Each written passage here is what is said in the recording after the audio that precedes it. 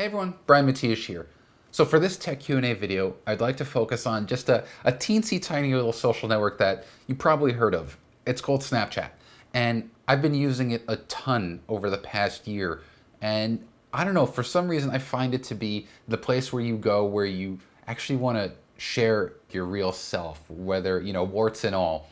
And the people that I follow, that's why I enjoy it, is because I get to see parts of their lives that aren't, curated and manicured for Facebook or YouTube.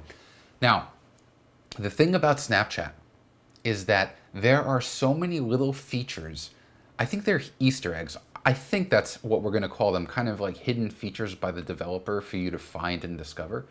That it actually, when you learn about them, it makes the enjoyment of the app so much better. So what I'd like to do is show you on my iPhone. I've got this iPhone 6s Plus, three of my favorite hidden tips. Once I learned them, whether I think all three of them I learned just in passing from friends who have learned it themselves. Now I'd like to pass it on to you. So go ahead and let's connect on Snapchat. I definitely love seeing just kind of the real side of people, if that's what you can call it. And okay, now let's go check out those three tips. All right, so here we are. This is my iPhone. It is an iPhone 6s Plus. It's running iOS 9.3.2 and their latest version of the Snapchat app that came through the App Store. So I'm just going to tap on it to launch. And so let's start with the first tip here. So this is just my office, and that's the camera that I use to record the photo show. So I'm just going to take a quick snap right now.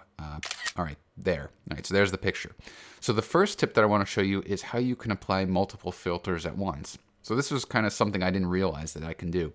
You know how if you swipe to the left, you'll get these kind of like video or photo effect filters, and then if you swipe to the right, you'll get geolocation filters and these kind of geo stamps, geo stickers, and then you'll get things like the clock and the weather and your speed if you're moving.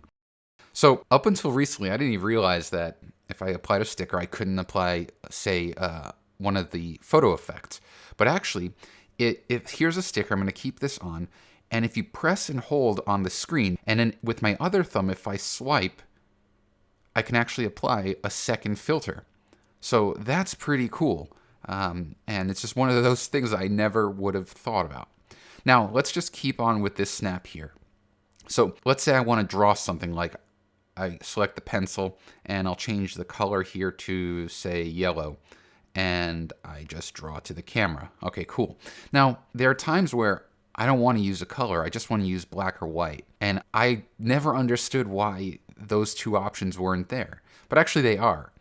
And so to get to black or white, what you do is you tap in the color picker over here and drag to the top left for white. So there's white.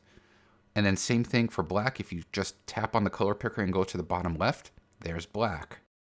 Just one of those little things that, in terms of discoverability, I don't know if it's intentional where there are these Easter eggs or it's just really poor design, but I actually kind of like it. Okay, for the last tip, we're going to use the chat function of Snapchat. So you can send messages with any of your friends right in Snapchat. So here's my friend Jess, and I'm going to start with just asking, hey Jess, are you there?